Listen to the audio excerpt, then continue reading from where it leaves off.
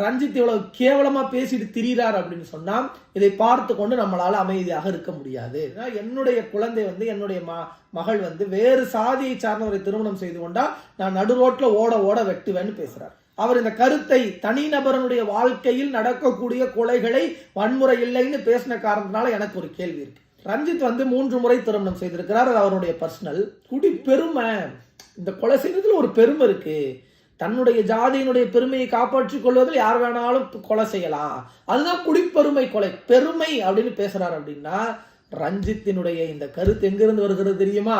சீமான் போன்றவர்கள் விதைக்கக்கூடிய நஞ்சின் வெளிப்பாட்டில் ஒருவர் தான் ரஞ்சித் போன்றவர்கள்.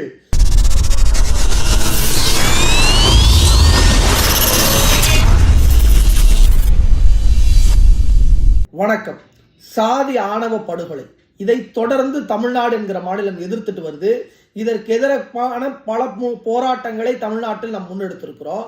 இப்படி இருக்கக்கூடிய ஒரு சூழ்நிலையில இன்னைக்கு ரஞ்சித் என்கிற அடையாளம் தெரியாத திரைப்பட நடிகர் ஒருத்தர் என்ன பேசியிருக்கிறார் அப்படின்னா, சாதி ஆணவ படுகொலை என்பது ஒரு வன்முறை அல்ல, அது ஒரு குழந்தைகளின் மீதான பெற்றோர்களினுடைய அக்கறை அப்படின்னு பேசியிருக்கிறார்.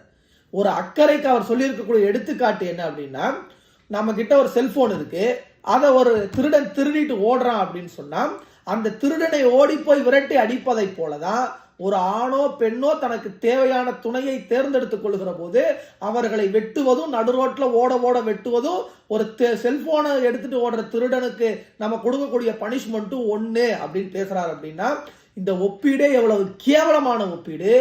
இந்த கருத்தை பதிவு செய்யக்கூடிய அளவிற்கு அவருடைய மனநிலை இருக்கிறது என்றால் அவர் இந்த சமூகத்தில் எவ்வளவு மோசமான ஒரு மனநிலையோடு திரிந்து கொண்டிருக்கிறார்.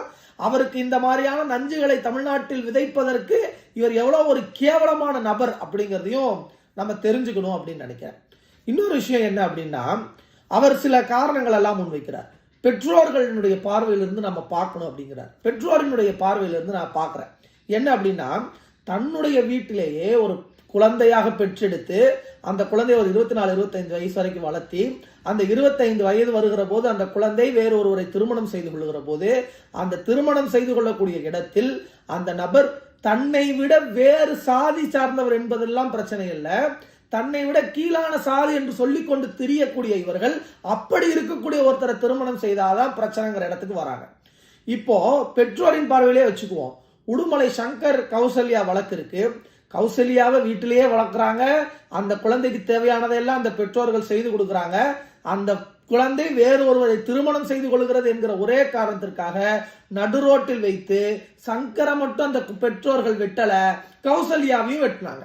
ஓட ஓட நடு ரோட்டில் ரத்தக்கரையோடு கௌசல்யாவும் சங்கரும் நின்ற அந்த அவலக்காட்சியை பார்த்து தமிழ்நாடே கண்ணீர் வடித்தது, பொங்கியது. அந்த குற்றவாளிகளுக்கு எதிரான நடவடிக்கைகள் எடுக்கப்படணும், தண்டனைகள் பெற்றுத்தரப்படணும் என்பது தமிழ்நாட்டினுடைய ஒட்டுமொத்த கருத்தாக இருந்தது. அது மட்டும் கிடையாது. அதே மாதிரிதான் கோகுல்ராஜ் கொலை வழக்கு. கோகுல்ராஜ் கொலை வழக்குல அந்த கோகுல்ராஜை கொலை செய்தவர்கள் யாராக இருந்தாலும் எவ்வளவு பெரிய அதிகார பலம் இருந்தாலும் அவர்களை பிடித்து உள்ளே வைக்க வேண்டும் என்பதுதான் தமிழ்நாட்டினுடைய கருத்தாக இருந்தது.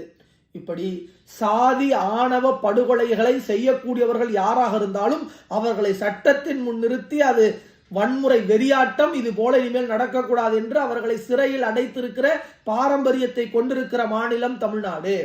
இங்க நின்றுக்கிட்டு ரஞ்சித் இவ்வளவு கேவலமா பேசிட்டு திரிகிறார் அப்படின்னு சொன்னா இதை பார்த்து கொண்டு நம்மளால அமைதியாக இருக்க முடியாது. இன்னொரு விஷயம் என்ன, இப்போ பெற்றோர்களின் பார்வையிலே வச்சுக்குவோம். நியா நானால ஒரு நிகழ்ச்சி நடக்குது. அந்த நிகழ்ச்சியில என்ன செய்தி அப்படின்னு சொன்னா, காதலித்து திருமணம் செய்யக்கூடியவர்களை ஆதரிக்கக்கூடிய பெற்றோர்கள், ஏற்க மறுக்கிற பெற்றோர்கள் அப்படிங்கிற மாதிரியான இருதரப்பு. அதுல ஏற்க மறக்கக்கூடிய பெற்றோர்கள்ட்ட தொடர்ந்து கேள்வி கேட்கிறாங்க. அவங்க நாங்க எதற்காக எல்லாம் ஏற்க மறுக்கிறோங்க போது பொதுவான ஒரு புள்ளிக்கு வந்துடுறாங்க எல்லாருமே. அந்த ஒற்றை புள்ளி என்பது, தங்கள் சாதியை விட உயர் சாதியில் இருப்பவனை திருமணம் செய்து கொண்டால் பிரச்சனை இல்லை, ஒடுக்கப்பட்ட தாழ்த்தப்பட்ட மக்களை திருமணம் செய்து கொள்கிற போது பிரச்சனை அப்படிங்கிற இடத்துக்கு எல்லாருமே வந்துடுறாங்க. ஒரே ஒரு பெற்றோர் மட்டும், ஒரே ஒரு அப்பா மட்டும் என்ன சொல்றாரு அப்படின்னா, என்னுடைய குழந்தை என்னுடைய மகள் வேறு சாதியை சார்ந்தவரை திருமணம் செய்து கொண்டா நான் நடு ரோட்ல ஓட ஓட வெட்டுவேன்னு பேசுறாரு.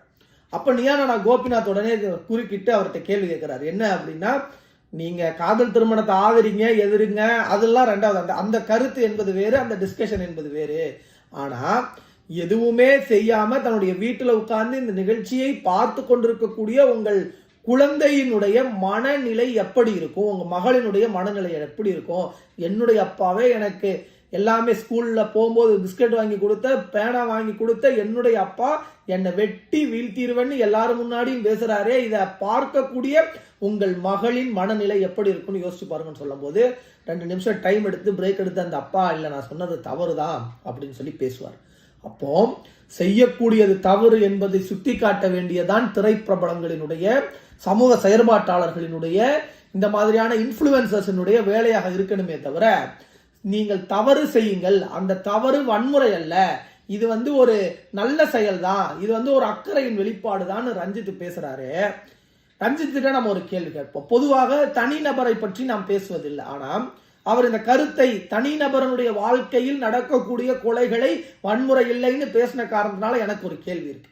என்ன அப்படின்னா, ரஞ்சித் 3 முறை திருமணம் செய்திருக்கிறார், அது அவருடைய பர்சனல். 3 முறையும் காதல் திருமணம் செய்திருக்கிறார், மாற்று சாதியை சார்ந்தவர்களை திருமணம் செய்திருக்கிறார். ரஞ்சித் என்பவர் மாற்று சாதியை திருமணம் செய்து கொண்டார் என்கிற காரணத்தால அவர் மீது வன்முறை வெறியாட்டங்கள், கொலைவெறி தாக்குதல்களை அந்த பெண் வீட்டார் தரப்பிலிருந்து செய்திருந்தார்கள் என்று சொன்னால் அன்றைக்கும் நாங்கள் அதை தவறு என்று பேசியிருப்போம். ரஞ்சித் இல்ல, இது வன்முறை கிடையாது, நான் அந்த பெண்ணை திருமணம் செய்து கொண்ட ஒரு கோபத்தின் காரணமாக அந்த வீட்டுல இருந்து என்ன கொலை பண்ண வந்துட்டாங்கன்னு பேசுவாரா? அப்ப அப்படி பேச மாட்டார்ல. அது தவறு, என்னுடைய விருப்பம், எனக்கு தனிப்பட்ட விருப்பம். யாரு 18 வயதை பூர்த்தி அடைந்தாலோ இந்திய அரசியலமைப்பு சட்டம் வழங்கியிருக்கிற அதிகாரத்தின்படி அவரவர் தனிநபர் உரிமையை பேணி பாதுகாத்துக் கொள்ளக்கூடிய வகையில திருமணம் செய்து கொண்டாலோ அது சரி, அது சட்டத்தால் ஏற்றுக்கொள்ளப்படும் அப்படின்னு தானே பேச முடியும். அப்ப அவருக்கு ஒரு நியாயம், இந்த சாதாரண சாமானிய மக்களுக்கு ஒரு நியாயமா அப்படிங்கிற கேள்வி நமக்கு இருக்கு. இன்னொரு விஷயம் என்னன்னா, சட்டத்துல ஒரு பார்வை இருக்கு, அபேட்மெண்ட் அப்படின்னு சொல்லி. அபேட்மெண்ட்ங்கிறது என்ன? ஒரு குற்றத்தை ஒருத்தர் செய்யறார் அப்படின்னு சொன்னா அந்த குற்றத்தை செய்வதற்கு யாரால் தூண்டப்படுகிறாரோ தூண்டக்கூடியவர்களுக்கு அதிகப்படியான தண்டனை வழங்கணும். அதுதான் அபேட்மெண்ட் அப்படிங்கிற அந்த ப்ரொவிஷன் சொல்லக்கூடிய செய்தி.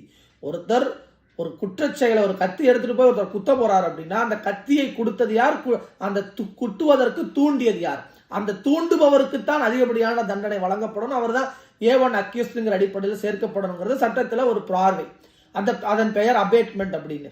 அதே மாதிரிதான் இன்னைக்கு ரஞ்சித் போன்றவர்கள் தாங்கள் செய்வது தவறு, இனிமேல் திருந்தணும்னு நினைத்து கொண்டிருக்கக்கூடிய இந்த தமிழ் சமூகத்துல நீங்க செய்யறது தவறு இல்ல, நல்லபடியா செய்யுங்கன்னு தூண்டுறாருன்னு சொன்னா, தூண்டிவிடக்கூடிய ரஞ்சித் இனிமேல் இந்த மாதிரியான தவறுகள் தமிழ்நாட்டில் நடந்தால் அதில் A1 அக்யூஸ்டாக சேர்க்கப்பட வேண்டிய சமூக குற்றவாளி.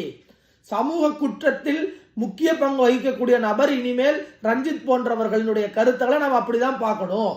இங்க சும்மா சாதாரணமா ஒடுக்கப்பட்ட தாழ்த்தப்பட்ட மக்களுக்கு எதிராக இன்னைக்கு இடைநிலை சமூகத்தை எதிராக திருப்பக்கூடியவர்கள், அவர்களை தனிமைப்படுத்தக்கூடணும்னு நினைக்கக்கூடியவர்கள் யாராக இருந்தாலும் சமூகத்தில் நடக்கக்கூடிய அநீதிகளுக்கு இவர்களும் ஒரு காரணமாக போய்விடுகிறார்கள். ஒரு சாதிய படுகொலை நடக்குது, ஒரு சாதிய ஆணவ படுகொலை நடக்குது அப்படின்னு சொன்னா பாதிக்கப்பட்டவர்களின் பக்கத்தில் நின்று பேசுவதுதான் சமூக நீதி, பாதிக்கப்பட்டவர்களின் பக்கத்தில் நின்று பேசுவதுதான் மனித நேயம்.